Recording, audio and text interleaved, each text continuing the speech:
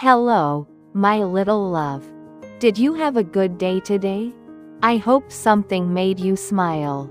Now take a slow breath, relax your shoulders, and let your mind get soft and quiet. It's time for a gentle bedtime story. Now, my little love, let me tell you a gentle story called The Three Little Pigs. Once upon a time, in a peaceful valley where the grass grew soft and green, there lived a mother pig and her three little pigs. Their home was a cozy cottage with a red roof and blue shutters. Around the cottage grew a garden full of flowers.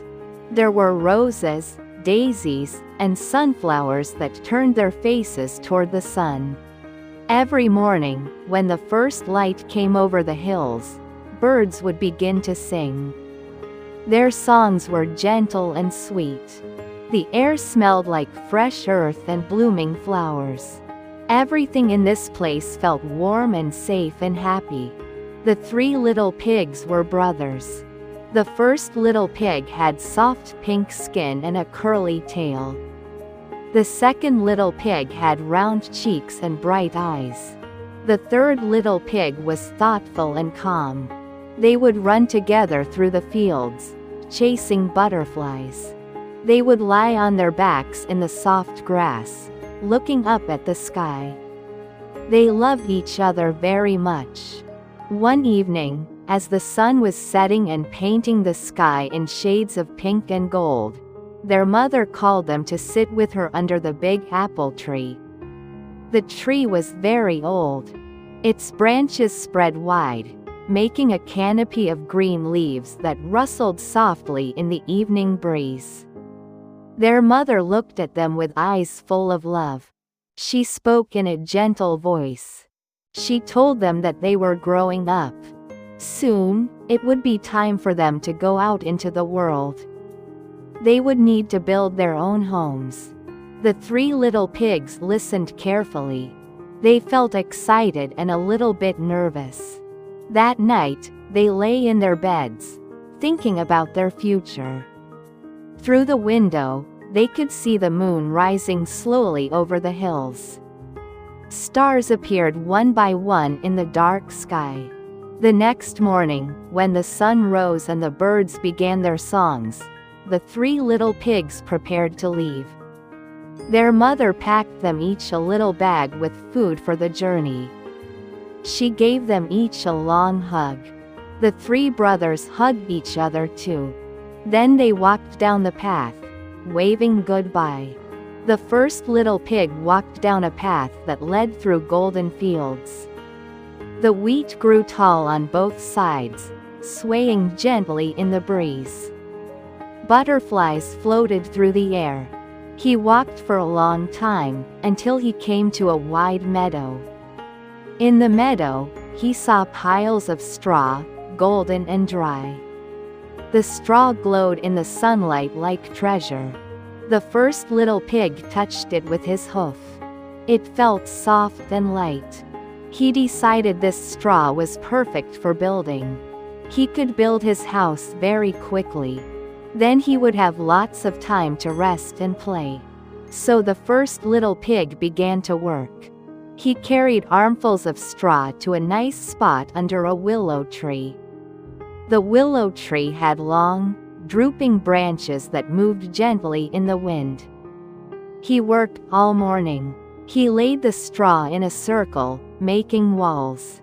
He piled more straw on top to make a roof. By noon, his house was finished. The house looked like a big golden haystack. Inside, it was cozy and warm. The straw smelled sweet, like summer fields. Sunlight filtered through the walls in thin beams. The first little pig felt very pleased. He lay down on a soft pile of straw. He could hear the wind rustling the willow branches above. He could hear bees buzzing in the flowers nearby. He hummed a happy tune and drifted off for a nap. Meanwhile, the second little pig had chosen a different path. He walked through the forest. where tall trees grew close together. The forest floor was covered with soft moss and fallen leaves. Sunlight came down through the branches in bright patches. Small birds hopped from branch to branch, singing their songs. Squirrels ran up and down the tree trunks. The second little pig walked slowly, enjoying the coolness of the forest shade. He walked for a long time, until he came to a clearing. In the clearing, there was a babbling brook. The water ran over smooth stones, making a peaceful, musical sound. And all around the clearing, there were piles of wooden sticks. They had fallen from the trees during storms. The sticks were smooth and brown. Some were thick and some were thin. The second little pig picked up a stick and examined it. These sticks would be good for building, he thought. They were stronger than straw. But they were still light enough to carry. So the second little pig began to gather sticks. He chose the straightest and strongest ones. He carried them to a flat spot near the brook. The sound of the water was very soothing. It bubbled and gurgled as it flowed over the rocks. The second little pig worked all afternoon. He leaned the sticks against each other, making a frame. He wove smaller sticks through the frame, filling in the walls. He made a pointed roof, layering the sticks carefully. He worked slowly and steadily, humming his little songs as he built. By evening, his house was finished. It looked like a cozy wooden hut. The stick walls let in little breezes that felt cool and fresh. Inside, the second little pig could hear the brook babbling nearby. He could hear the evening birds beginning their twilight songs. He felt proud of what he had built. He prepared a simple dinner and ate it slowly. Then he lay down to rest, feeling the gentle coolness of the evening air. The third little pig had taken yet another path. His path led up into the hills. It was a rocky path that wound higher and higher. The climb was not easy. Sometimes the third little pig had to stop and rest, sitting on a smooth boulder and looking out at the view. But he did not mind. He knew that good things often take time and effort. He wanted to find the very best place to build his home. At the top of a hill, he found exactly what he was looking for. There was a beautiful spot with a wide view of the entire valley below. He could see the forest. He could see the meadow. He could see fields and streams and distant mountains. And nearby, there was a place where bricks were made and left to dry in the sun. The bricks were red and solid and strong. The third little pig picked one up. It was heavy. It felt sturdy and reliable. These bricks are perfect, he thought. They will take much more time and work to use. I will have to work harder and longer. But a brick house will be very strong. It will keep me safe and warm, no matter what kind of weather comes. So the third little pig began his work. Every morning, as the sun rose, he would wake up early. He would walk to the brickyard and choose the best bricks. He would carry them, one by one, back to his building spot. The bricks were heavy, so he could only carry a few at a time. But he did not complain. He worked patiently. He mixed mortar from sand and water. He spread the mortar carefully. He laid the bricks one on top of another, making sure each one was level and secure. Days passed. Then weeks passed. The third little pig worked in the warm sunshine. He worked when clouds covered the sky. He worked when light rain fell, making soft pattering sounds on the ground. Sometimes his muscles ached. Sometimes he felt tired. But he kept working, because he knew that what he was building would last. Finally, after much time and effort, the house was finished. It had strong brick walls that were thick and solid. It had a sturdy roof with tiles. It had a wooden door that fit perfectly. It had windows with glass that let in the light. Inside, there was a fireplace where the third little pig could make warm fires. There was a comfortable chair. There were shelves for his things. The house felt solid and safe and permanent. The third little pig stepped outside and looked at what he had created. A feeling of pride and satisfaction filled his heart. He went inside and made himself a cup of warm tea. He sat by the window and watched as the stars began to appear in the darkening sky. He felt deeply peaceful. Now, in the same valley, there lived a wolf.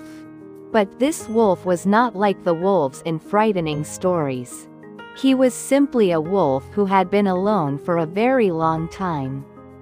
He lived by himself in a small cave at the far edge of the forest. He had never learned how to make friends.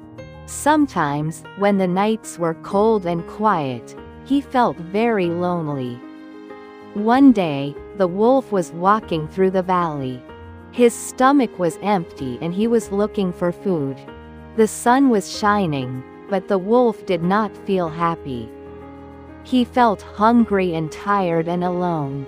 As he walked through the meadow, he noticed the house made of golden straw, sitting under a willow tree. Smoke was rising from a little chimney. The wolf could smell something cooking inside. His mouth watered. The wolf walked slowly up to the straw house. He did not mean any harm. He just wanted to see if perhaps the pig inside might share some food. He stood outside the door and breathed out. The breath of air made the door wobble a little bit. Inside the straw house, the first little pig was humming his happy tune. He heard the sound at the door. He stopped humming. He walked over and peeked through a small gap in the straw. Outside, he saw the wolf. The first little pig felt his heart beat a little faster. The wolf called out. His voice was rough and low, but not angry.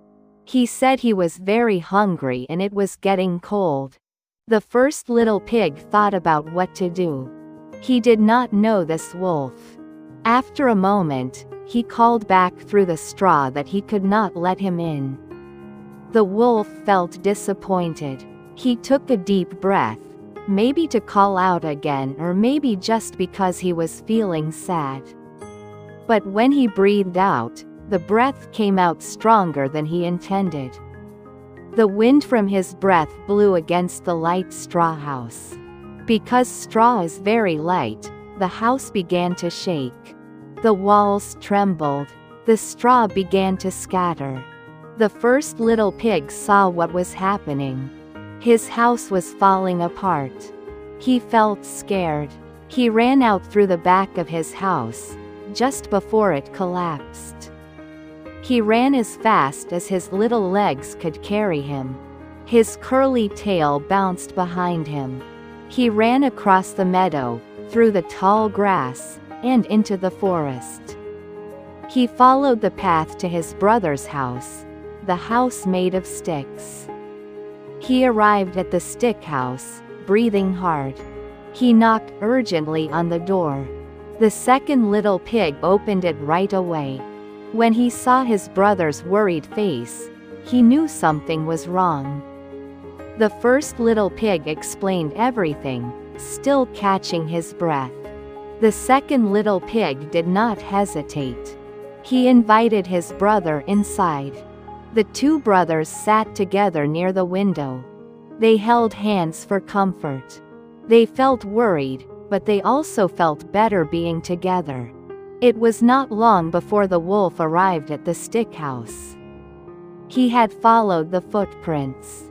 He walked up to the stick house and knocked on the door. His knock was gentle, but his presence still made the two little pigs nervous. The wolf called out. His voice sounded tired. He said he did not mean to knock down the straw house. He was just confused and still hungry. He just wanted to have a conversation. He was so lonely. Inside, the two little pigs whispered to each other. They did not know what to do. Finally, the second little pig called back through the door. He said they were sorry he was lonely, but they could not let him in. They needed to keep themselves safe. The wolf sighed deeply. He felt frustrated and sad. He took another breath, this time breathing out more strongly, hoping his voice would carry better. But again, the force of his breath was too much. The wind pushed against the stick house. The sticks began to rattle and shake. They began to pull apart. The house started to lean to one side. The two little pigs saw that their stick house was beginning to collapse. They knew they had to run. They grabbed each other's hooves and rushed out the back door. Sticks clattered and tumbled to the ground. The two brothers ran together through the forest as fast as they could. They ran up the path into the hills. They ran and ran until they reached the brick house where their third brother lived. They knocked frantically on the strong wooden door. The third little pig heard the urgent knocking. He opened the door immediately. When he saw his two brothers, breathing hard and looking frightened, he knew something serious had happened. He pulled them inside and closed the door behind them. The two brothers told him the whole story. The third little pig listened to every word. When they finished, he hugged them both. He said not to worry anymore. This house is made of bricks, he told them. It is very strong. Nothing can knock it down. We are all together now, and we will be fine. The three little pigs went deeper into the brick house. The third little pig closed the door and locked it securely. Inside, everything felt warm and safe. A fire was burning gently in the fireplace. The flames danced and flickered, casting a warm glow on the brick walls. The three brothers sat together at a wooden table. The third little pig brought out 3 bowls. He ladled warm soup into each bowl. The soup smelled delicious. The 3 brothers ate slowly, feeling their fear begin to fade away. Outside, the wolf had once again followed the footprints. He walked slowly up the path into the hills. He was feeling very tired now. When he reached the brick house, he stopped and looked at it. This house was very different. It had strong, thick walls made of red bricks. It had a solid door. The wolf walked slowly around the house. He could tell that this house would not fall down. The wolf sat down on the ground in front of the door. He felt exhausted. He felt sad. He felt more lonely than ever. He knocked on the door one more time, but his knock was very gentle now. Almost timid, he called out, and his voice was different now. It was softer. It sounded sad and sincere. He said he did not mean to frighten anyone. He did not mean to knock down their houses. He was just hungry and cold. He did not have any friends. He had been alone for so long. He was truly sorry. Inside the brick house, the 3 little pigs heard the wolf's voice. It sounded different this time. It did not sound threatening. It sounded honest and sad. They looked at each other. The third little pig thought for a long moment. Then he walked to the window and opened it just a tiny bit. He looked out carefully. He saw the wolf sitting on the ground. The wolf's head was low. His ears drooped. He looked tired and lonely and sorry. The third little pig spoke through the window. He said the wolf had scared his brothers very much. He had knocked down their houses. That was not kind. The wolf looked up. He said he knew. He said he did not know how to be gentle. He did not know how to ask properly for help. He had been alone for so very long that he forgot how to be kind to others. He was deeply sorry. The three little pigs stepped away from the window. They talked together in quiet voices. They talked about what had happened. They talked about how scared they had felt. But they also talked about how sad and lonely the wolf sounded. They talked about forgiveness. They talked about second chances. After a while, they came to a decision together. The third little pig went back to the window. He said what the wolf did was wrong. But they could hear in his voice that he was truly sorry. They believe that everyone deserves a chance to learn and to do better.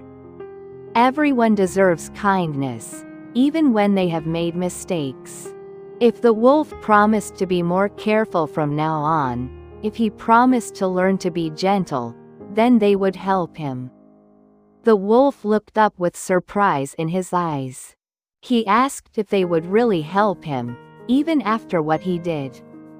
The third little pig said yes. Because that is what kindness means. It means giving others a chance. The wolf felt something he had not felt in a very long time. He felt hope. He felt gratitude. Tears came to his eyes. He promised he would learn to be gentle. He promised he would be more careful. The three little pigs opened the door. They could not quite invite the wolf all the way inside yet. Trust takes time to build. But they invited him to sit on the porch.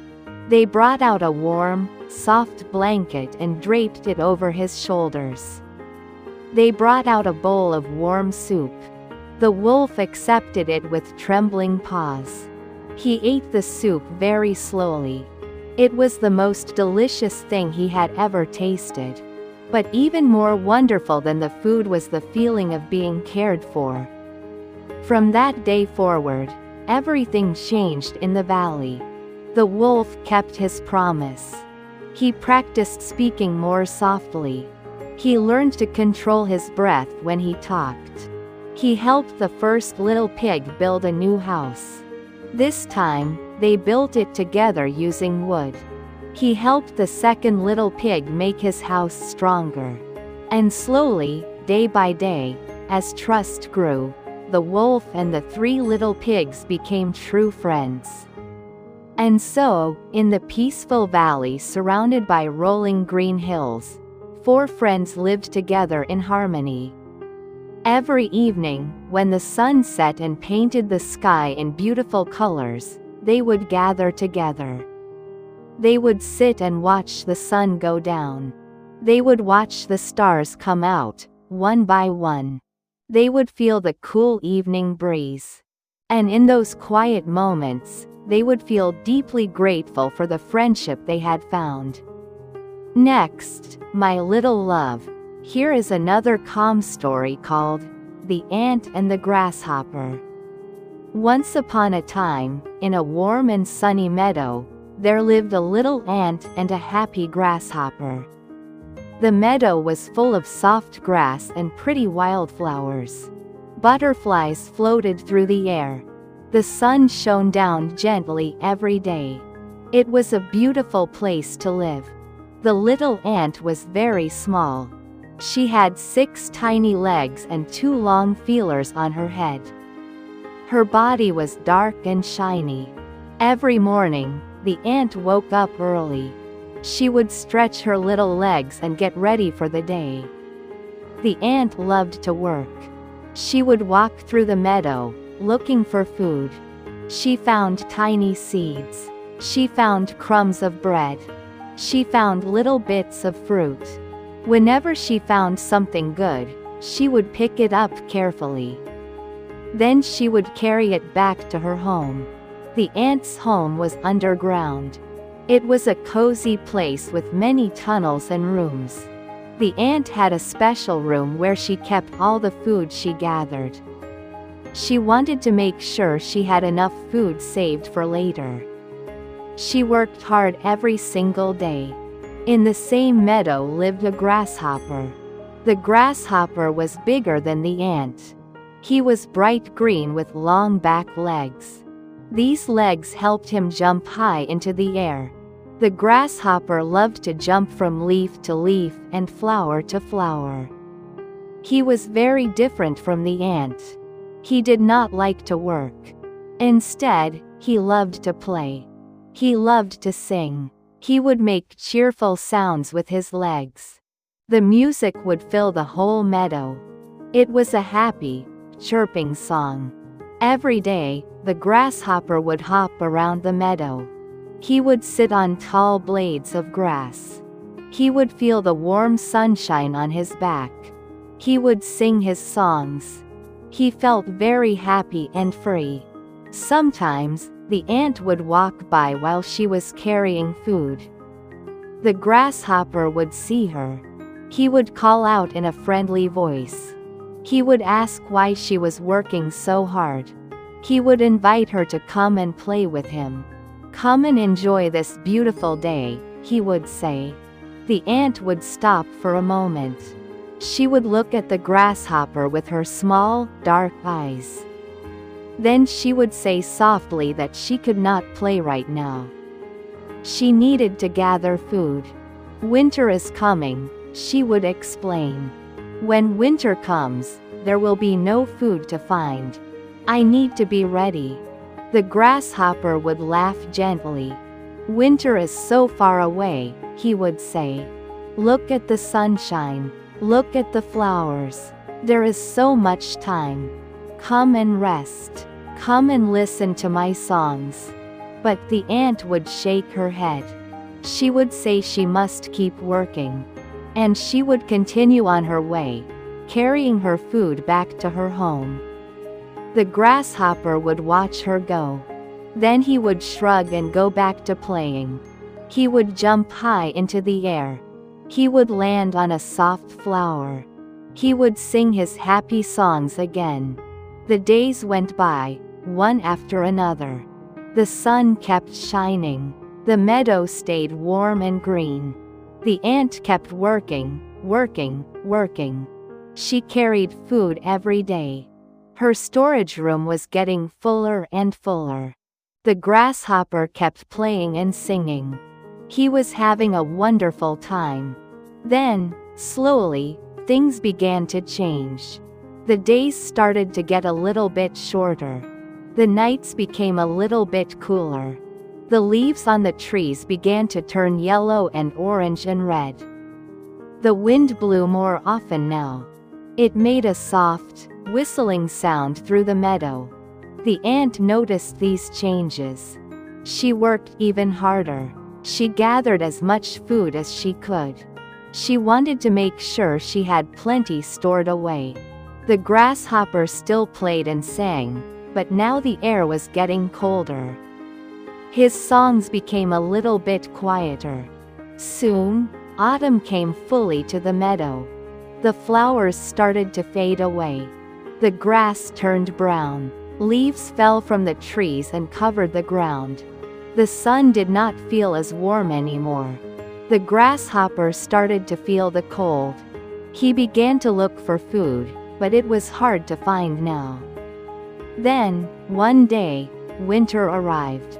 Snow began to fall from the sky. Soft, white flakes drifted down and covered everything. The meadow looked like it was wearing a white blanket. The air was very cold. The grasshopper could not find any food at all. He was hungry. He was cold. He did not know what to do. The grasshopper remembered his friend, the little ant. He hopped slowly through the snow until he found her home. He knocked gently on her door. The ant opened it and saw the grasshopper standing there, shivering in the cold. The grasshopper spoke quietly. He said he was so hungry and so cold. He had not gathered any food. He had played all summer long. Now he had nothing to eat. He asked if she could help him, please. The ant looked at the grasshopper. She remembered how he had invited her to play. She remembered his happy songs. She thought for a moment. Then she smiled a small, kind smile. She told him to come inside. Come and get warm. The grasshopper hopped inside. The ant's home was cozy and warm. She brought out some of the food she had saved. She shared it with the grasshopper. They sat together in the warm underground room.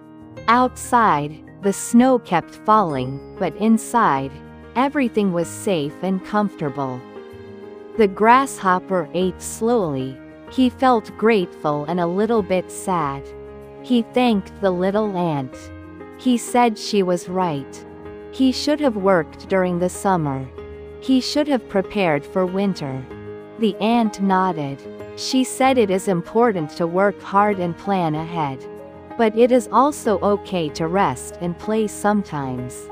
We can both learn from each other. The grasshopper agreed. He said that next summer, he would work too. He would gather food. But maybe, if she had time, she could listen to one of his songs. The ant smiled. She said she would like that very much. And so, the ant and the grasshopper spent the winter together. They shared food and stories. They kept each other company. The grasshopper learned that working hard is important. The ant learned that taking time to enjoy life is important too. When spring finally came, the snow melted away. Green grass grew again. Flowers bloomed.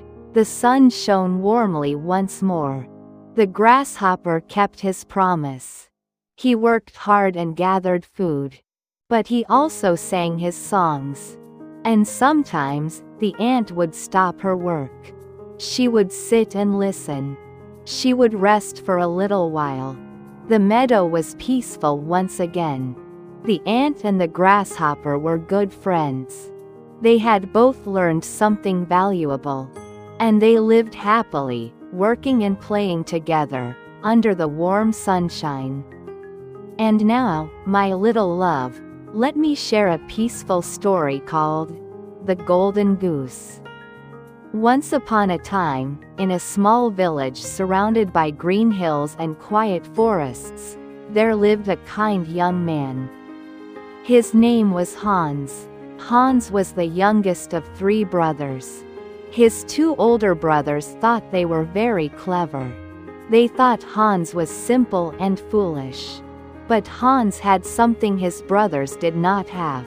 He had a kind heart. One day, Hans was walking through the forest. The trees were tall and their branches made a cool, shady canopy overhead. Birds sang in the branches. A gentle breeze rustled the leaves. Hans walked slowly, enjoying the peaceful sounds of the forest. As he walked, he came upon an old man sitting by the side of the path. The old man looked tired and hungry. He sat on a fallen log, his head bowed low. Hans stopped walking. He looked at the old man with concern. The old man looked up and spoke in a quiet, weak voice. He said he was very hungry. He had been traveling for many days and had no food left. Hans felt sorry for the old man. He reached into his bag. He only had a small piece of bread and a little bit of cheese. It was his lunch. But Hans did not hesitate. He gave the bread and cheese to the old man. The old man's eyes filled with gratitude. He ate the food slowly, savoring every bite. When he finished, he looked at Hans with warm, kind eyes. He said Hans had a generous heart. He wanted to give Hans something in return. The old man told Hans to go deeper into the forest. There, he would find a special tree. At the base of that tree, he would find something wonderful. Hans thanked the old man and continued on his way. He walked deeper and deeper into the forest. The trees grew closer together. The light became softer and more golden. After a while, Hans came to a clearing. In the middle of the clearing stood a magnificent old oak tree. Its trunk was wide and its branches spread out like welcoming arms. Hans walked to the base of the tree. There, sitting quietly on a bed of soft moss, was a goose. But this was no ordinary goose. Her feathers were made of pure gold. They shimmered and glowed in the soft forest light. The goose looked at Hans with bright, intelligent eyes. Hans was amazed. He had never seen anything so beautiful. Hans gently picked up the golden goose. She was warm and soft in his arms. She did not try to fly away. Instead, she nestled comfortably against him, as if she knew she belonged with him. Hans felt happy. He decided to take the golden goose back to his village. As Hans walked through the forest with the golden goose in his arms, something magical happened. Anyone who touched the golden goose became stuck to her. They could not let go. But Hans did not know this yet. Hans walked along the path, heading toward the village. Soon, he met a young girl. The girl saw the beautiful golden goose and gasped with delight. She reached out to touch the shimmering feathers. As soon as her hand touched the goose, she became stuck. She could not pull her hand away. She tried and tried, but it was no use. Hans kept walking, and the girl had to walk along with him. Her hand stuck to the golden goose. A little further down the path, they met the girl's sister. The sister saw her sibling stuck to the goose and reached out to pull her free. But as soon as she touched her sister, she became stuck too. Now two girls were attached, one to the goose and one to her sister. They all kept walking together. Soon, they came upon a farmer. The farmer saw the strange sight and laughed. He reached out to help the girls. But as soon as he touched the second girl, he became stuck as well. Now there were 3 people following behind Hans, all stuck together in a line. This continued as they walked. A baker touched the farmer and got stuck. A teacher touched the baker and got stuck. A shopkeeper touched the teacher and got stuck. Soon, there was a long line of people, all stuck together, all following Hans and his golden goose through the village. The sight was so unusual and funny that everyone who saw it began to laugh. People came out of their houses to watch. They pointed and giggled. Even the most serious people could not help but smile. Laughter filled the air. It was a happy, joyful sound. Now, in this village, there lived a princess. This princess had never smiled or laughed in her entire life. She was not mean or unkind. She was just very, very serious. Nothing had ever made her happy enough to smile. The king, her father, was very worried about her. He had announced that anyone who could make the princess laugh would be rewarded greatly. On this day, the princess was sitting by her window, looking out at the village below. She saw Hans walking with his golden goose. Behind him came the long line of people, all stuck together, all stumbling and trying to walk in rhythm with each other. The baker's hat kept falling off. The farmer kept tripping over his own feet. The girls were giggling despite being stuck. The shopkeeper was hopping on one foot trying to keep up. The princess watched this peculiar parade. At first, her expression did not change. But then, something happened. The corners of her mouth began to twitch. Her eyes began to sparkle. And then, for the first time in her life, the princess laughed. It started as a small chuckle. Then it grew into a full, joyful laugh. She laughed and laughed, holding her sides. Tears of joy rolled down her cheeks. The king heard his daughter's laughter. He rushed to the window and saw her smiling and laughing with pure delight. His heart filled with happiness. He immediately sent for Hans to be brought to the palace. Hans arrived at the palace, still carrying the golden goose. As soon as Hans set the goose down gently, all the people who had been stuck were suddenly free. They stumbled apart, laughing and rubbing their hands. They were not upset at all. They had enjoyed the adventure. The king thanked Hans for making his daughter laugh. He offered Hans a great reward. He offered him gold and jewels and fine clothes. But Hans looked at the princess. She was smiling warmly at him. Hans realized that he did not need gold or jewels. He had already been given the greatest treasure of all, the golden goose, who had brought joy and laughter to so many people. The princess and Hans became good friends. She learned from him that kindness and a generous heart are more valuable than anything else. Hans learned that sometimes, the simplest acts of goodness can lead to the most wonderful things.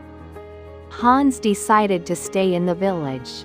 He visited the princess often, and they would take long walks together with the golden goose.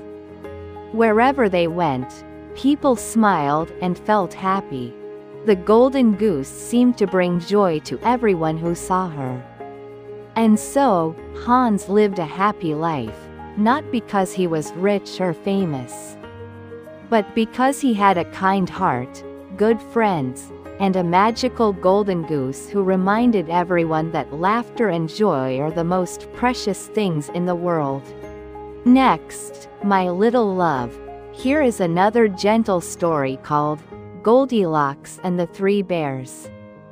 Once upon a time, in the middle of a big, quiet forest, there stood a cozy cottage. The cottage had a thatched roof and flower boxes in the windows. Smoke curled gently from the chimney. This cottage was home to three bears: Papa Bear, Mama Bear, and Baby Bear. Papa Bear was big and strong, with deep brown fur. Mama Bear was gentle and kind, with soft golden brown fur. Baby Bear was small and playful, with fluffy light brown fur. They were a happy family. Every morning, they would wake up and have breakfast together at their wooden table. One morning, Mama Bear made a big pot of porridge for breakfast. She poured the hot porridge into 3 bowls: a great big bowl for Papa Bear, a medium-sized bowl for herself, and a tiny little bowl for Baby Bear. But the porridge was too hot to eat right away. It steamed and bubbled in the bowls. Papa Bear suggested they go for a walk in the forest while the porridge cooled down. That way, when they returned, it would be just the right temperature. The 3 bears thought this was a wonderful idea. They put on their coats and hats and walked out the door, leaving it unlocked. In those days, no one in the forest locked their doors. The 3 bears walked along the forest path, enjoying the morning. They listened to the birds singing. They watched squirrels gathering acorns. They breathed in the fresh, clean forest air. The sun filtered through the tree branches, making patterns of light and shadow on the ground. While the 3 bears were out walking, a little girl was wandering through the forest. Her name was Goldilocks, and she had golden hair that shone like sunlight. Goldilocks had been picking wildflowers when she realized she did not know which way was home. She walked and walked, looking for a familiar path. Soon, Goldilocks came upon the bear's cottage.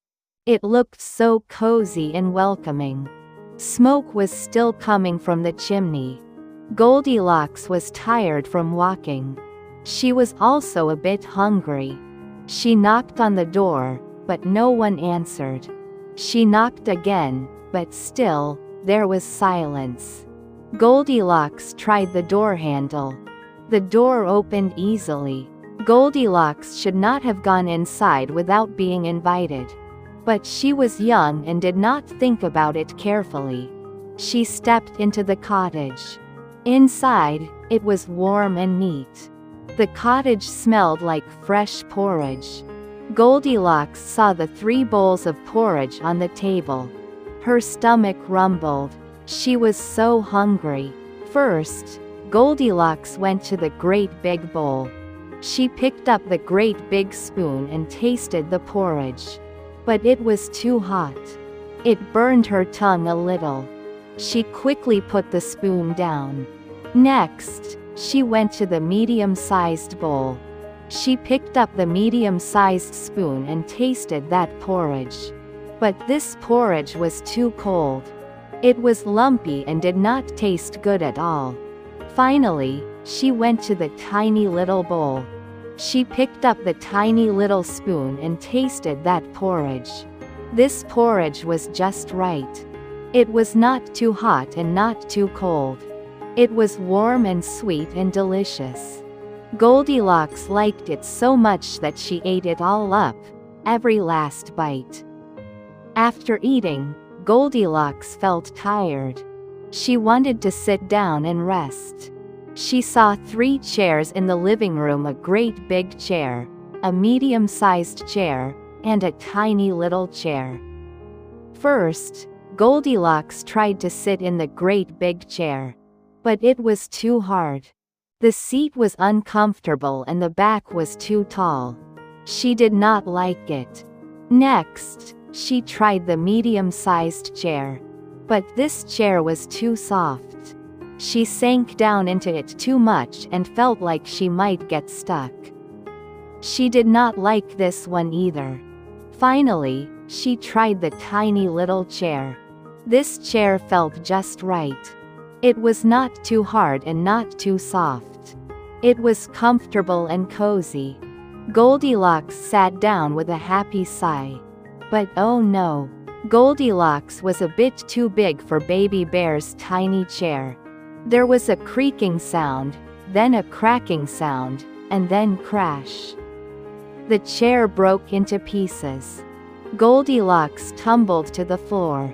She was not hurt, just a bit surprised. Now Goldilocks felt very sleepy. She saw a staircase leading upstairs. She climbed the stairs slowly, holding onto the wooden railing. Upstairs, she found a bedroom with 3 beds: a great big bed, a medium-sized bed, and a tiny little bed. First, Goldilocks tried the great big bed. She climbed up onto it and lay down. But the bed was too hard. The mattress felt like lying on a pile of rocks. It was not comfortable at all. Next, she tried the medium-sized bed. She lay down on it and sank into the soft mattress. But this bed was too soft. She felt like she was sinking into a cloud and could not find a good position. It made her feel strange. Finally, she tried the tiny little bed. She lay down on it carefully. This bed was just right. It was not too hard and not too soft. The pillow was fluffy. The blanket was warm. Goldilocks felt so comfortable that within moments, she fell fast asleep. Her golden hair spread across the pillow. She breathed softly and peacefully. While Goldilocks slept, the 3 bears finished their walk in the forest and came home. They were hungry and ready to eat their porridge. They opened the door and walked into the cottage. Right away, Papa Bear noticed something was different. He looked at his great big bowl of porridge. Someone had used his great big spoon. In his deep, growly voice, he said that someone had been eating his porridge. Mama Bear looked at her medium-sized bowl. Someone had used her medium-sized spoon too. In her soft, gentle voice, she said that someone had been eating her porridge. Baby Bear ran to his tiny little bowl.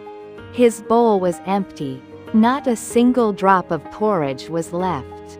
In his small, high voice, he said that someone had been eating his porridge, and they had eaten it all up.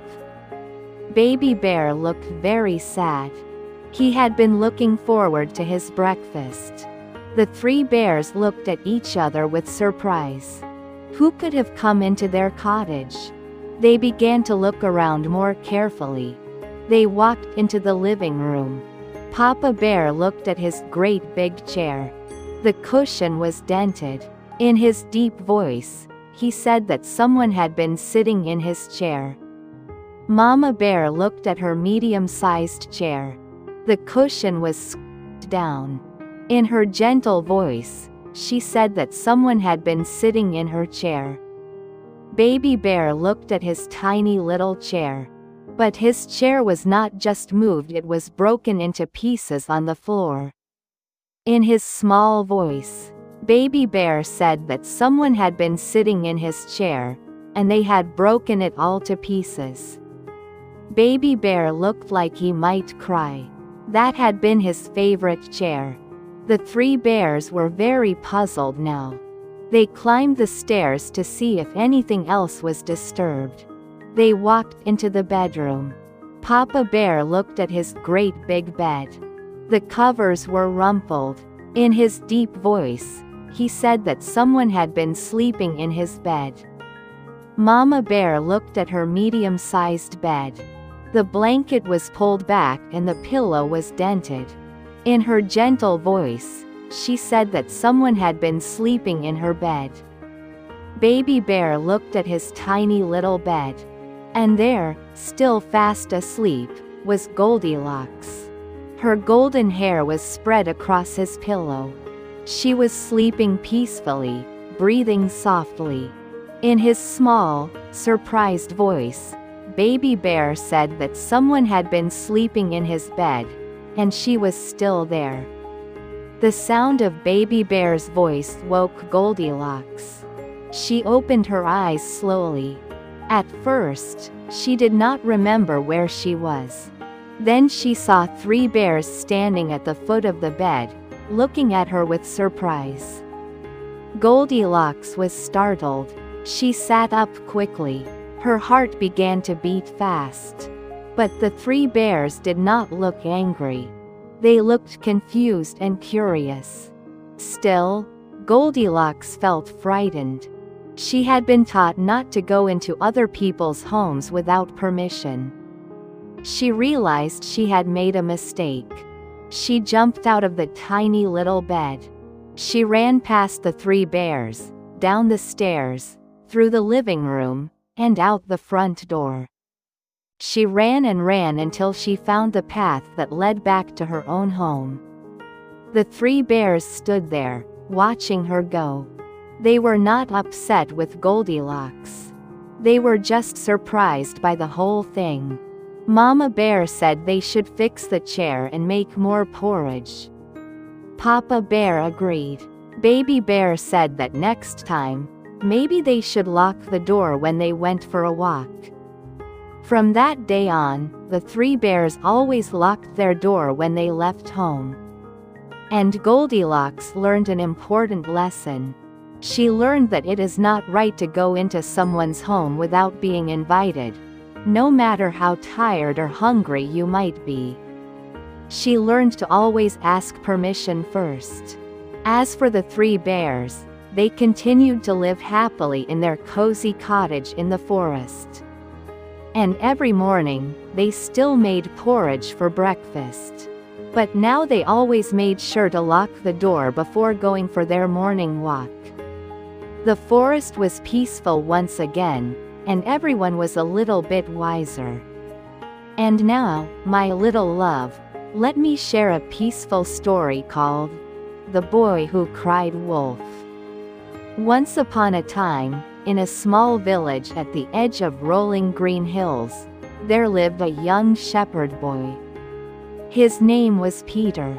Peter's job was to take care of his family's sheep. Every morning, he would lead the flock of fluffy white sheep up the hillside to graze on the sweet grass. The sheep would eat and rest in the sunshine, and Peter would watch over them, making sure they stayed safe. Peter was a good shepherd, but sometimes he felt lonely. The hillside was far from the village. He could see the village below the houses with their smoking chimneys, the winding streets, the people going about their daily work. But up on the hill, it was just Peter and the sheep. The sheep did not talk. They just ate grass and made soft bleating sounds. Sometimes Peter wished he had someone to talk to. The days passed slowly on the hillside. Peter would sit under a tree and watch the clouds drift by. He would listen to the wind rustling through the grass. He would count the sheep to make sure they were all there. 1 sheep, 2 sheep, 3 sheep, all the way up to 20. Every day was the same, quiet and peaceful and a little bit boring. One afternoon, Peter had an idea. He thought about how exciting it would be if something interesting happened. He thought about how the villagers would come running if there was danger. He thought about how he could see all the people and talk to them and not feel so lonely. And then, without really thinking about whether it was right or wrong, Peter decided to play a trick. Peter stood up on a rock. He cupped his hands around his mouth. And then he shouted as loud as he could. He shouted that there was a wolf. He called for help. His voice echoed across the hillside and down into the valley. In the village below, people heard Peter's cries. They stopped what they were doing. A wolf was a serious danger. Wolves could hurt the sheep. Wolves could even be dangerous to people. The villagers grabbed whatever they could find: sticks, rakes, shovels. They ran up the hill as fast as they could to help Peter and save the sheep. The villagers arrived at the top of the hill, breathing hard from running. They looked around, ready to chase away the wolf. But there was no wolf anywhere. The sheep were peacefully eating grass. Peter was standing there, and he was laughing. He laughed at how the villagers had come running so fast. He laughed at how worried they had looked. He thought his trick was very funny. The villagers were not amused. They were upset. They had left their work and run all the way up the hill for nothing. They told Peter that it was not funny to lie. They told him that crying wolf when there was no wolf was wrong. Peter should only call for help when he really needed it. Peter said he was sorry, but inside, he did not really understand why they were so upset. To him, it had just been a game. The villagers walked back down the hill, shaking their heads. They returned to their work, feeling annoyed and disappointed. Peter sat back down under his tree. For a little while, things were interesting. But soon, the afternoon became boring again. A few days passed. Peter was once again alone on the hillside with the sheep. The sun was warm. The grass swayed in the breeze. Everything was quiet and peaceful. And once again, Peter felt bored. He remembered how exciting it had been when all the villagers came running up the hill. He remembered how it felt to be the center of attention. And even though he knew he should not, Peter decided to play the same trick again. Once more, Peter stood on his rock. He cupped his hands around his mouth. He shouted that there was a wolf. He called for help. His voice carried down to the village. In the village, people heard the cry. Some of them hesitated. They remembered the last time when there had been no wolf. But what if this time was real? They could not risk ignoring him if Peter was truly in danger. So once again, the villagers grabbed their tools and ran up the hillside. They arrived at the top, breathing even harder than before. They looked around, ready to protect the sheep and the boy. But once again, there was no wolf. The sheep were calm and peaceful. And Peter was laughing again. He thought it was funny that he had tricked them twice. This time, the villagers were very angry. They told Peter that he had lied again. They said they would not trust him anymore. Crying wolf when there was no wolf was a serious thing. If he kept lying, no one would believe him when he really needed help. The villagers walked back down the hill, feeling frustrated and disappointed. Peter had lost their trust. Peter felt a little bit bad this time.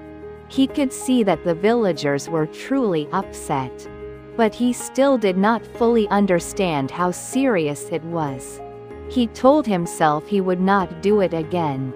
He sat under his tree and watched the sheep. The afternoon passed quietly.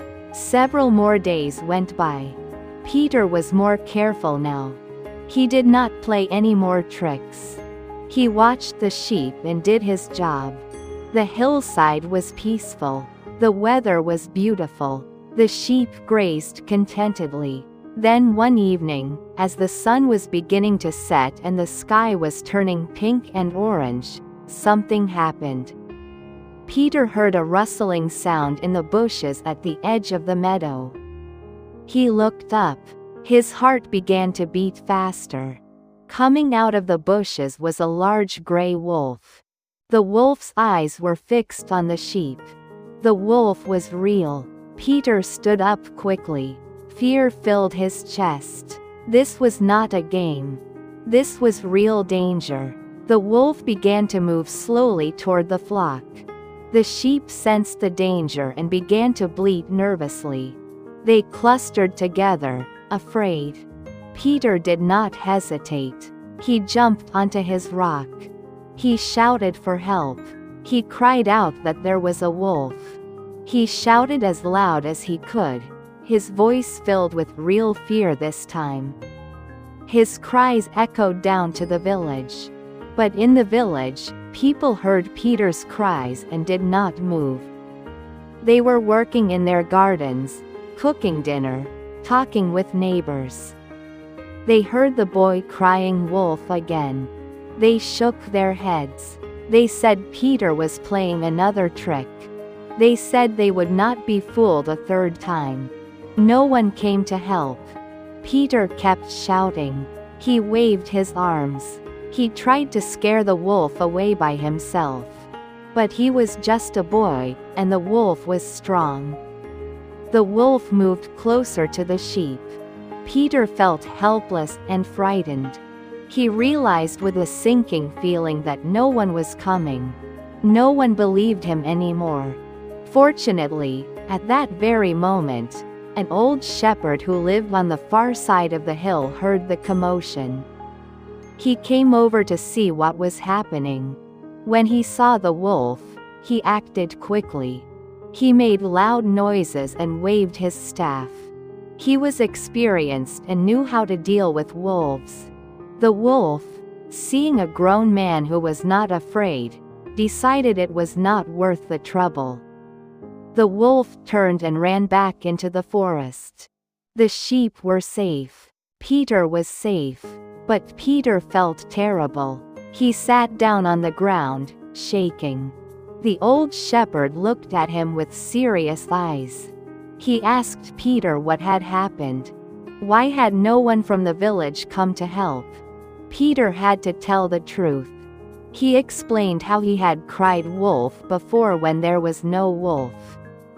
He had lied twice. Now, when there really was a wolf, no one believed him. Tears rolled down Peter's cheeks. He said he was so sorry.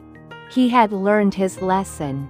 He understood now how serious lying was. He had put himself and the sheep in danger because of his lies. The old shepherd nodded slowly.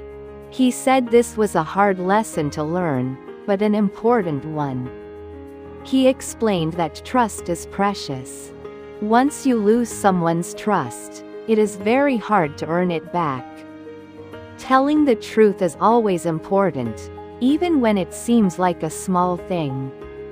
People need to know they can believe your words. Peter nodded. He understood now.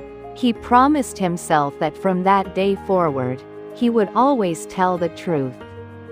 He would never cry wolf again unless there really was a wolf. Peter walked back to the village with his sheep.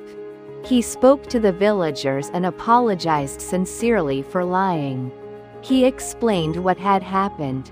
He told them he had learned his lesson.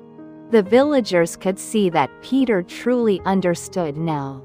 They were still disappointed in him, but they also saw that he was genuinely sorry. It took time, but slowly, Peter earned back the trust of the villagers. He worked hard. He told the truth always. He proved that he had changed. And the villagers eventually forgave him. From that day on, Peter never lied again. He learned that honesty is one of the most important things we can have. And whenever he felt lonely on the hillside, instead of playing tricks, he would sing songs or practice his whistle or think about stories. He found good ways to pass the time that did not involve lying. And the village remained peaceful, with everyone knowing they could trust each other's words once again. Next, my little love, here is another calm story called The Gingerbread Man. Once upon a time, in a little cottage at the edge of a village, there lived an old woman and an old man. They had been married for many, many years. They lived a quiet, peaceful life. They had a garden where they grew vegetables. They had a cozy kitchen with a warm oven.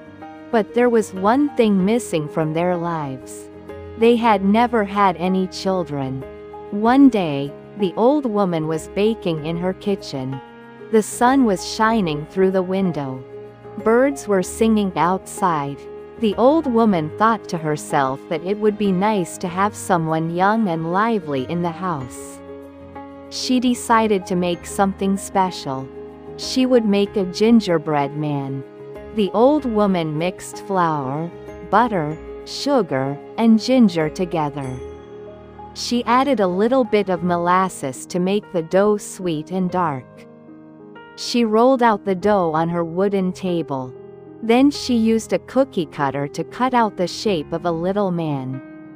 She gave him 2 raisin eyes, a cherry nose, and 3 buttons made of candied fruit down his front. She even gave him a little smile made from a curve of frosting. The old woman carefully placed the gingerbread man on a baking tray. She opened the oven door. Warm air puffed out. She slid the tray into the oven and closed the door. Then she sat down to wait. The kitchen filled with the most wonderful smell, sweet ginger and warm sugar and baking bread all mixed together.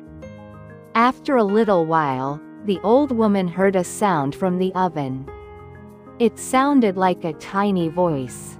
She stood up and walked over. Was she imagining things? She opened the oven door to check if the gingerbread man was done. And suddenly, out jumped the gingerbread man. He hopped right out of the oven, landed on the floor, and stood up on his little cookie legs. The old woman gasped with surprise. The gingerbread man was alive. He had a mischievous smile on his face. Before the old woman could reach for him, the gingerbread man ran toward the open door. As he ran, he sang a little song. He sang that he was the gingerbread man, and she could not catch him because he could run too fast. The old woman called for her husband. The old man came running from the garden.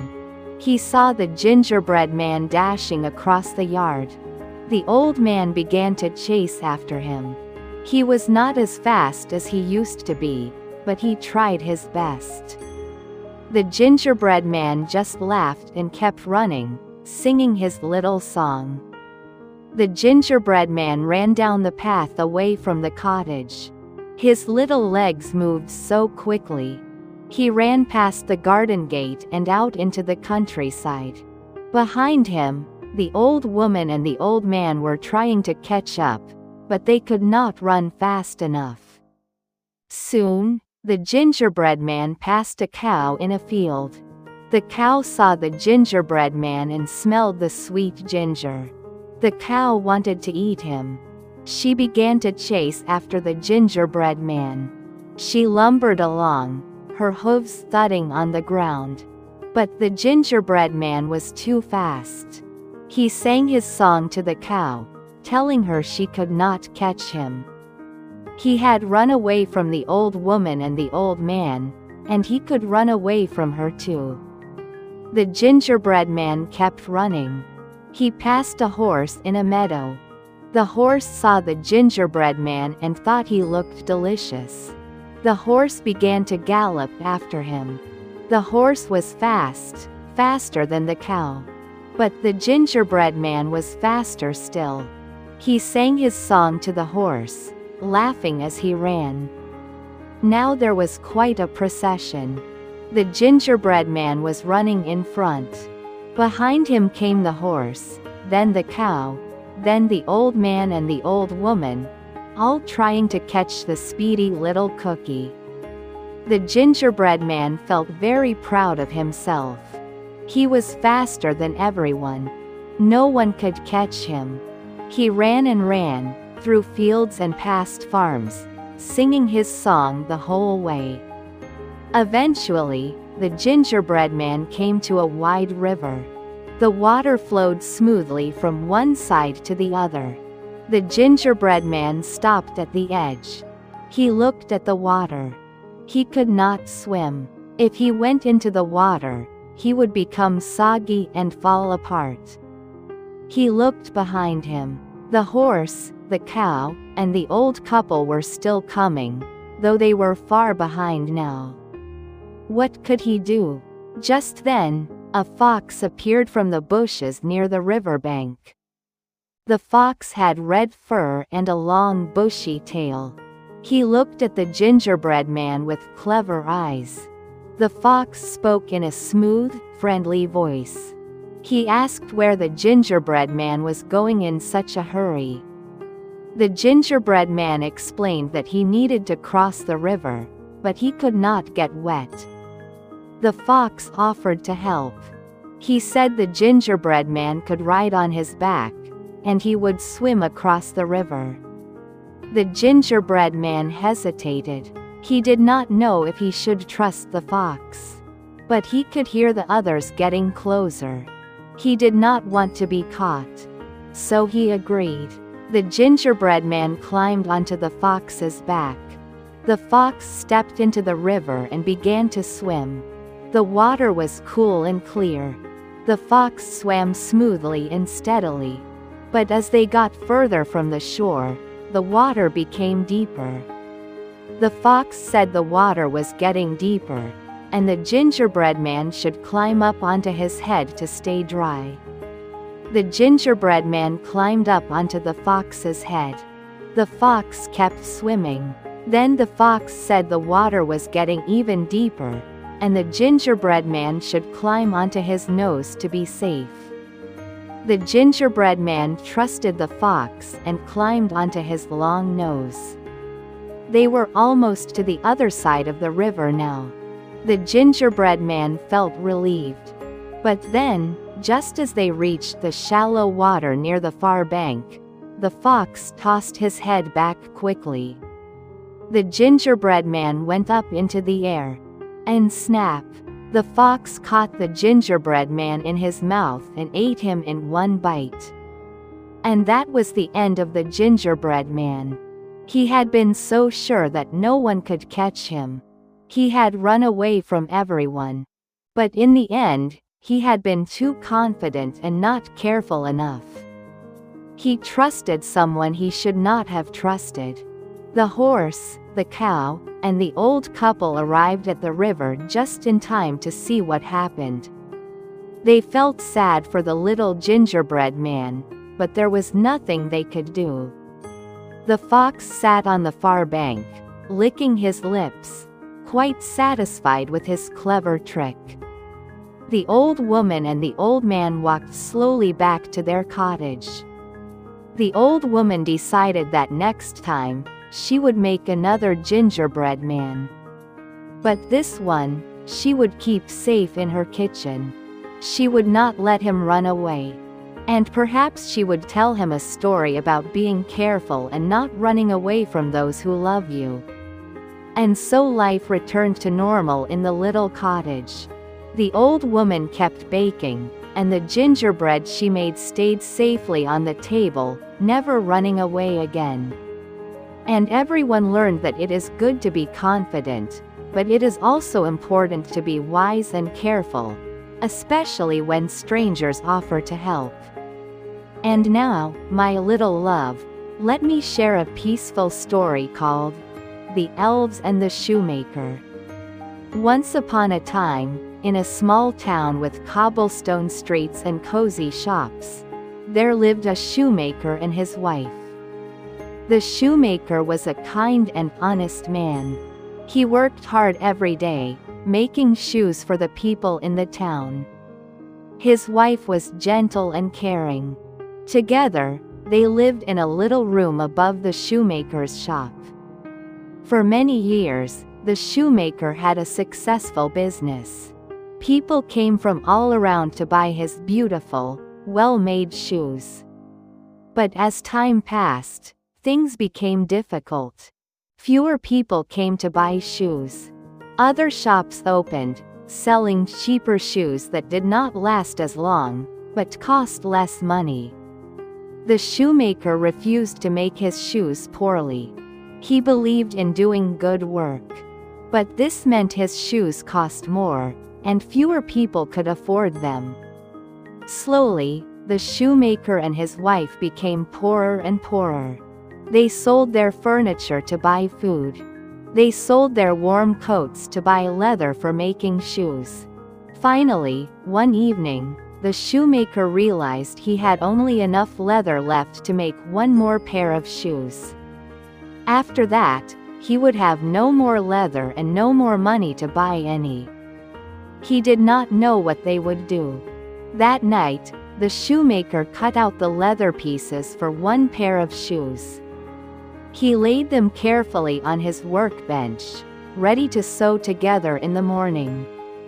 He was too tired and too sad to finish them that night.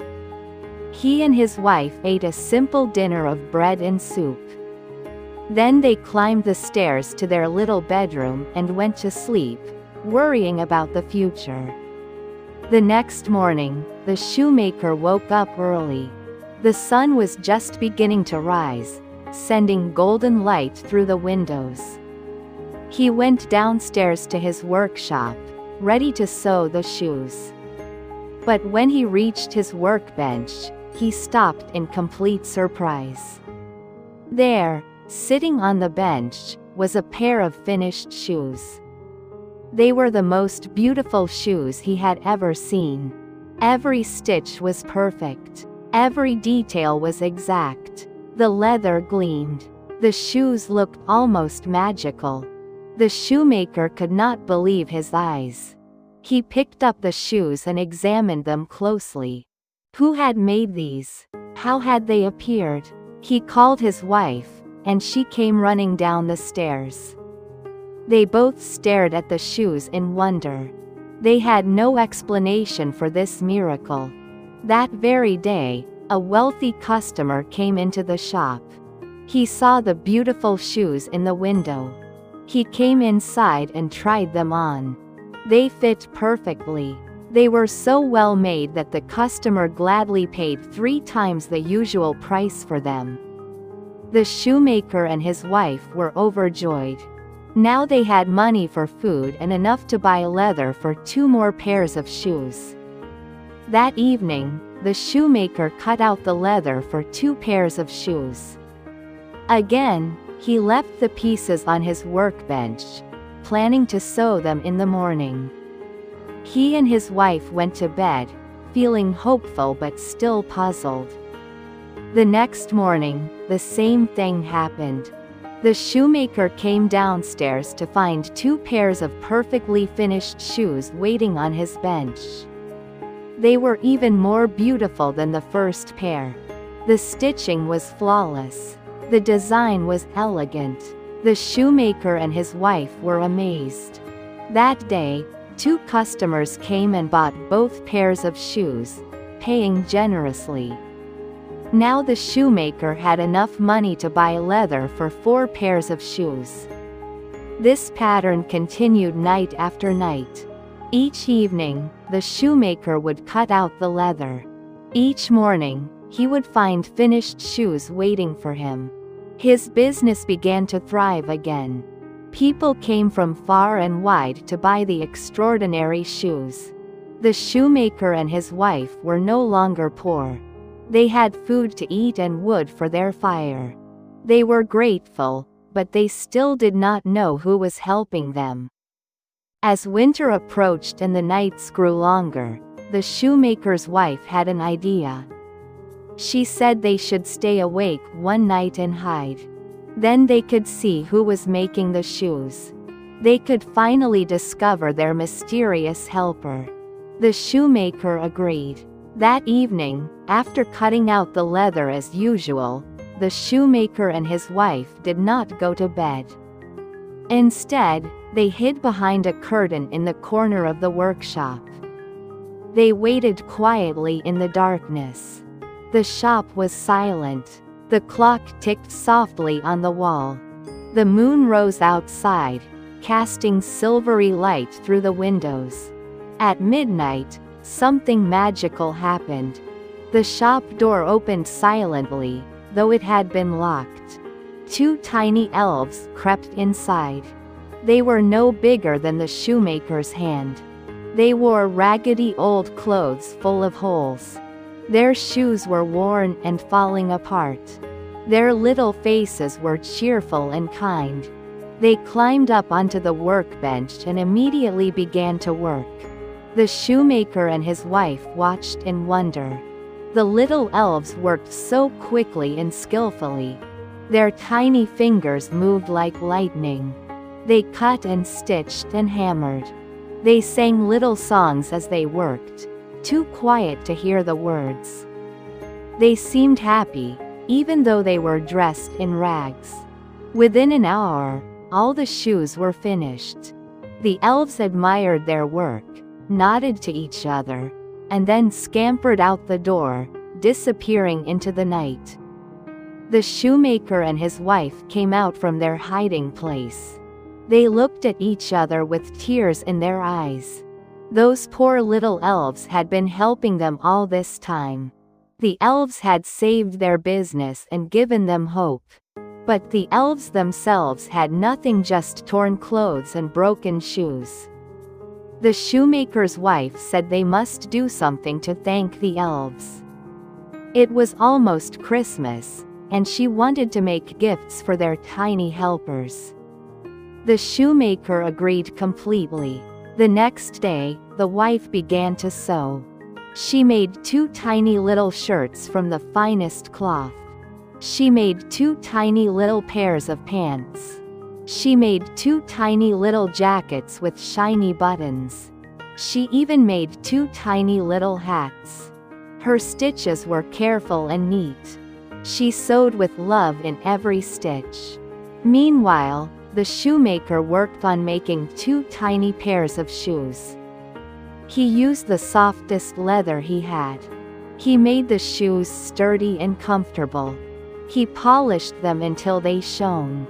He worked with great care, wanting the shoes to be perfect for the elves who had helped them so much. On Christmas Eve, instead of leaving out cut leather, the shoemaker and his wife laid out the tiny clothes and shoes on the workbench. They arranged them carefully, making everything look nice. Then they hid behind the curtain again and waited. At midnight, the door opened. The two little elves came in, ready to work. They jumped up onto the workbench, expecting to find leather pieces. Instead, they found the little clothes and shoes. At first, they looked confused. Then they realized these gifts were for them. Their faces lit up with joy and surprise. The elves quickly put on the new clothes. The shirts fit perfectly.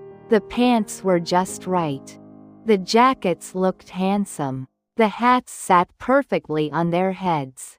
And oh, the shoes. The shoes were comfortable and beautiful. The elves looked at each other and laughed with delight.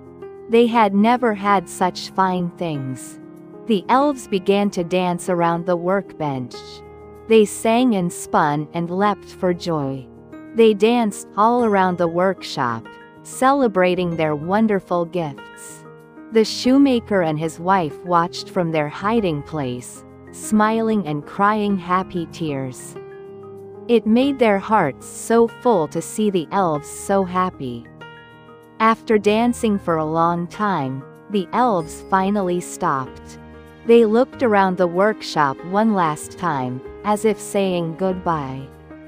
Then, hand in hand, they skipped out the door and disappeared into the winter night. The shoemaker and his wife never saw the elves again. But they did not need the elves' help anymore. The shoemaker's business continued to thrive. People still came to buy his wonderful shoes. The shoemaker and his wife worked hard and prospered. They never forgot the kindness of the elves. Every Christmas, they left out little gifts for them, just in case the elves ever came back. And though no one knows for sure, some people say that on quiet winter nights, if you listen very carefully, you can hear the faint sound of tiny feet dancing and tiny voices singing, as the elves continue to spread their magic and kindness throughout the world. Next, my little love, here is our final gentle story called The Little Red Hen. Once upon a time, on a peaceful farm surrounded by rolling fields and green pastures, there lived a little red hen. She had bright red feathers that shone in the sunshine. She had a cheerful personality and loved to work. The little red hen shared the farm with several other animals: a lazy dog, a sleepy cat, and a noisy duck. They all lived together, but they were very different from each other. One sunny morning, the little red hen was scratching in the farmyard, looking for seeds and bugs to eat. As she scratched and pecked at the ground, she found something special. It was a few grains of wheat. The wheat grains were golden and perfect. The little red hen looked at them carefully. An idea formed in her mind. These grains could be planted. They could grow into wheat plants. The wheat could be harvested and made into flour. The flour could be baked into bread. Fresh, warm, delicious bread. The little red hen was excited about this idea. But she knew it would be a lot of work. She would need help. She looked around the farmyard for her friends. The dog was lying in the shade of the barn, dozing. The cat was curled up on a sunny windowsill, sleeping. The duck was waddling around the pond, splashing and quacking. The little red hen walked over to them. She asked if anyone would help her plant the wheat. She explained her idea about growing wheat and making bread. The dog opened one eye lazily. He said no, he was too tired to help. The cat stretched and yawned. She said no, she was too comfortable to help. The duck paddled in the water and quacked. He said no, he was too busy to help. They all said the little red hen should do it herself. The little red hen was disappointed, but she was not discouraged. She said that was fine, she would do it herself. And that is exactly what she did. She found a good spot in the garden where the soil was soft and rich. She used her beak to make little holes.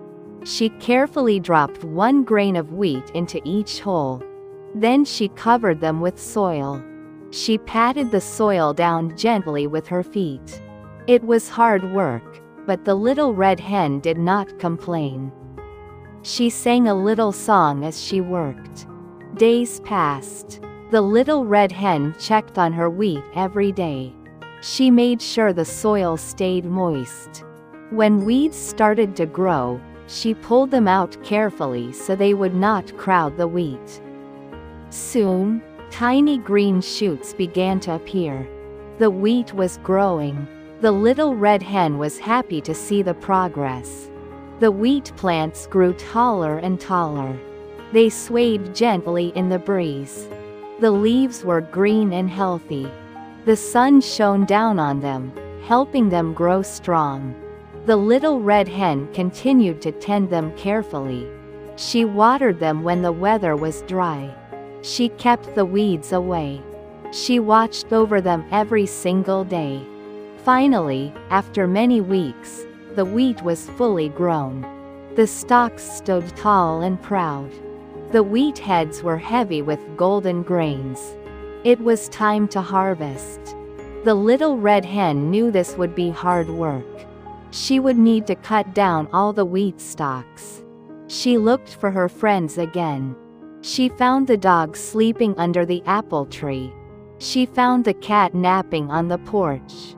She found the duck floating lazily on the pond. She asked if anyone would help her harvest the wheat. The dog said no, he was too tired. The cat said no, she was too sleepy. The duck said no, he was too busy. They all said she should do it herself. The little red hen sighed. Once again, she said she would do it herself. And she did. She used her beak to cut the wheat stalks one by one. She gathered them into bundles. She carried them to the barn. It took all day. The sun was hot. The work was tiring. But the little red hen kept going. By evening, all the wheat was safely in the barn. The little red hen was exhausted, but proud. Next, the wheat needed to be threshed. This meant separating the grains from the stalks. It was another big job. The little red hen asked her friends if anyone would help her thresh the wheat. Once again, they all said no. They were too tired, too comfortable, too busy. Once again, the little red hen said she would do it herself. And she did. She beat the wheat stalks to knock off the grains. She separated the grains from the chaff. It took a long time, but finally it was done. She had a pile of clean wheat grains. Now the wheat needed to be taken to the mill to be ground into flour. The little red hen put the grains into a sack. She asked her friends if anyone would help her take the wheat to the mill. The dog said no. The cat said no. The duck said no. The little red hen shook her head and said she would do it herself. She carried the heavy sack all the way to the mill. The miller ground the wheat into fine, soft flour. The flour was white and powdery. The little red hen thanked the miller and carried the flour back to the farm. Now came the most exciting part. It was time to bake the bread. The little red hen asked her friends one more time if anyone would help her bake the bread. Would the dog help? No, he was too tired. Would the cat help? No, she was too comfortable. Would the duck help? No, he was too busy. The little red hen looked at them all. She said, once again, that she would do it herself. The little red hen went into the farmhouse kitchen. She put on a little apron.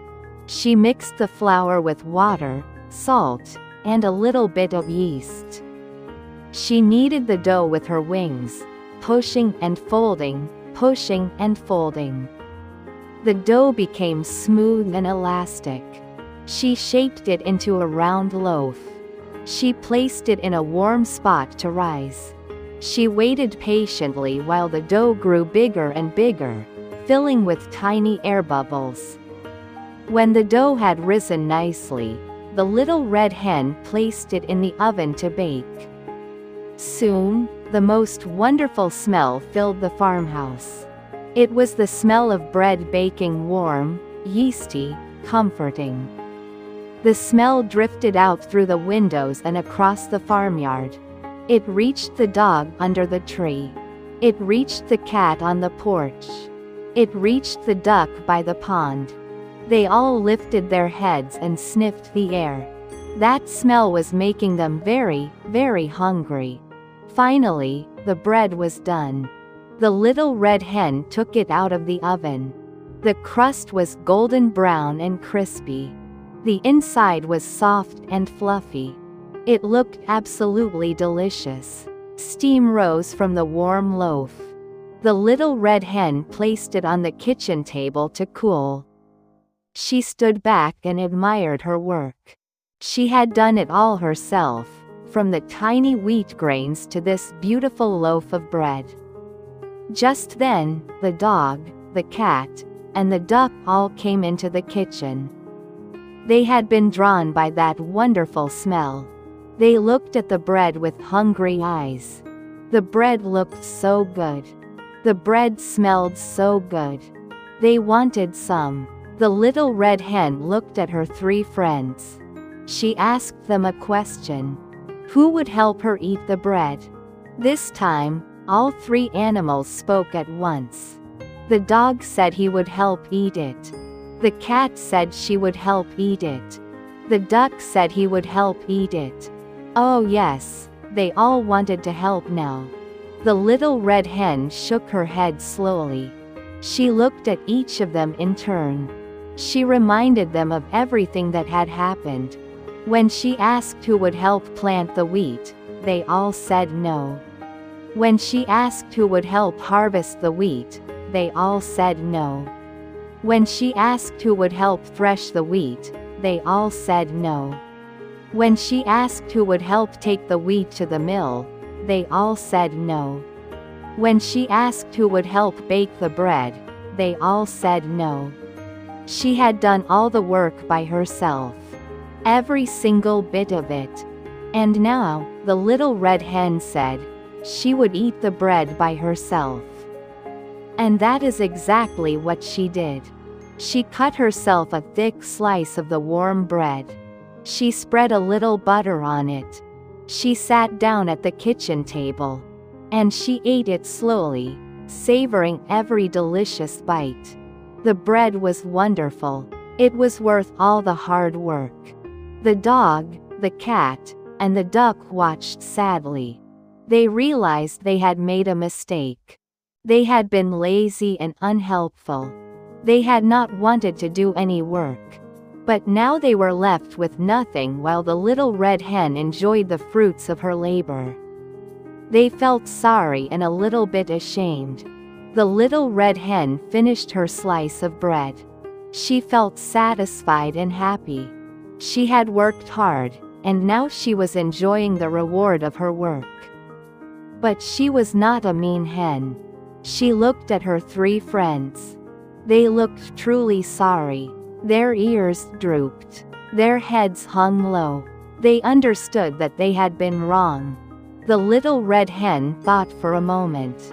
Then she spoke kindly.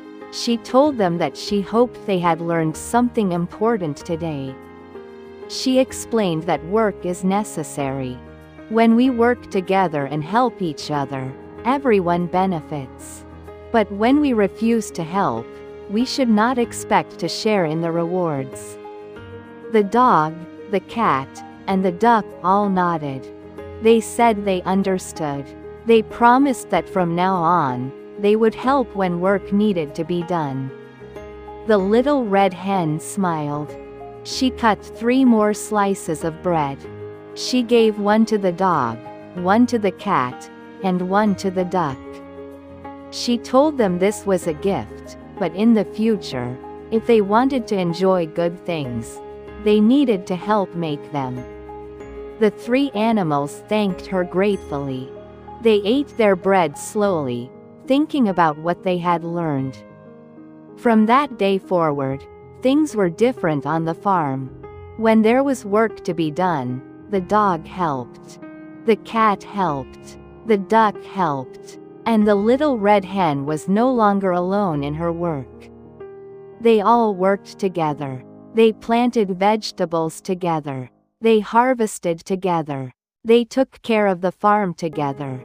And when there was something good to eat, they all shared it together. The farm became a happier place. The animals learned that helping each other made life better for everyone. They learned that hard work is worth it. They learned that being lazy might feel nice in the moment, but working together and sharing is much better. And the little red hen was pleased to have friends she could count on. As the seasons passed, the farm thrived. The garden grew abundant vegetables. The animals were healthy and content. And every so often, the little red hen would bake another loaf of bread. But now, she did not have to do it all by herself. Her friends helped her plant the wheat, harvest it, thresh it, take it to the mill, and bake it.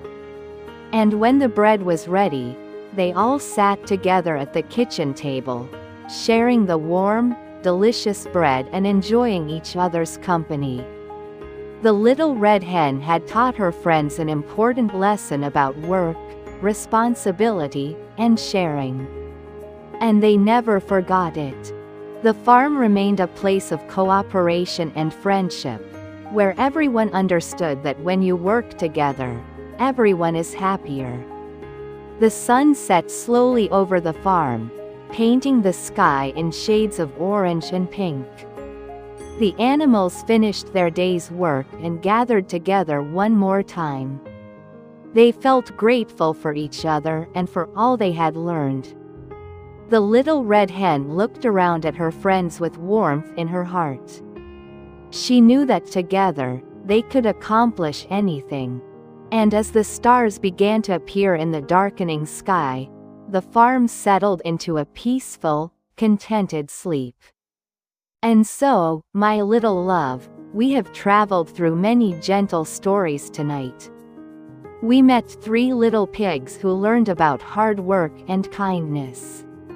We met an ant and a grasshopper who discovered the balance between work and play. We found a golden goose that brought laughter and joy. We visited 3 bears and a little girl who learned about respecting others' homes. We walked with a shepherd boy who learned the importance of honesty and trust. We chased a gingerbread man who learned about being too confident. We discovered elves who taught us about gratitude and giving. And we worked alongside a little red hen who showed us the value of helping each other. Each of these stories carries a gentle lesson, a soft reminder about how to live with kindness, work with purpose, and care for one another.